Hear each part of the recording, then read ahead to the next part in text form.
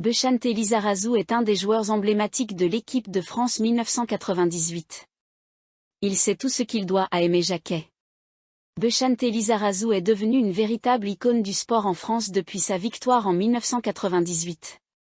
Avec Lilian Thuram, Marcel Desailly et Laurent Blanc, ils ont formé la plus redoutable défense de toute l'histoire de l'équipe de France de football. Sans oublier le génial Fabien Barthez dans les cages. Cette carrière incroyable en équipe de France, il la doit également à son parcours en club.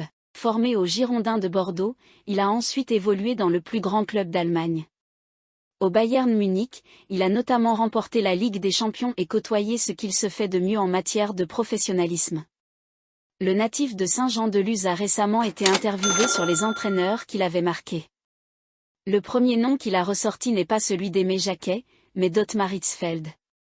L'Allemand a été son entraîneur au Bayern Munich pendant plusieurs saisons.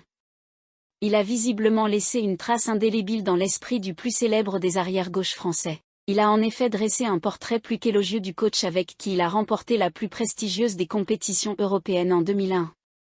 Un très bon entraîneur est un très bon manager avec les hommes. Il doit connaître son joueur, sa personnalité, sa sensibilité, pour le mettre dans les meilleures conditions possibles. C'est selon moi plus important que la tactique. Avec lui, au Bayern, on jouait à 3 derrière, il voyait que je jouais un peu plus bas que le piston droit.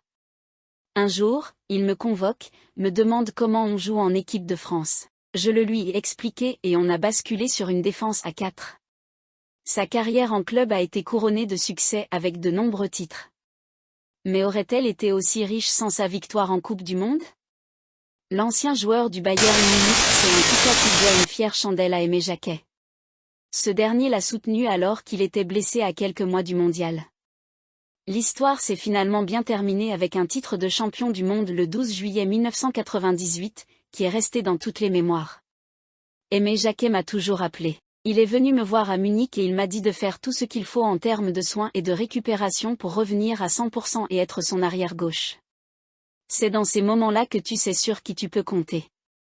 Il est d'autant plus important de rappeler à quel point Aimé Jacquet était critiqué avant le début de la Coupe du Monde. Ce soutien sans faille à un joueur blessé et hors de forme est donc d'autant plus significatif. Une attitude que Bechante Lizarazu n'a jamais oubliée. Il est d'ailleurs fort probable que cela ait été à l'origine de la volonté du joueur de tout donner sur le terrain pour son entraîneur. Avant la Coupe du Monde 1998, je revenais d'une pubalgie. Il était venu me voir à Munich pour me dire à quel point il comptait sur moi. Quand un entraîneur fait ça dans des moments difficiles, tu as envie de te dépouiller pour lui.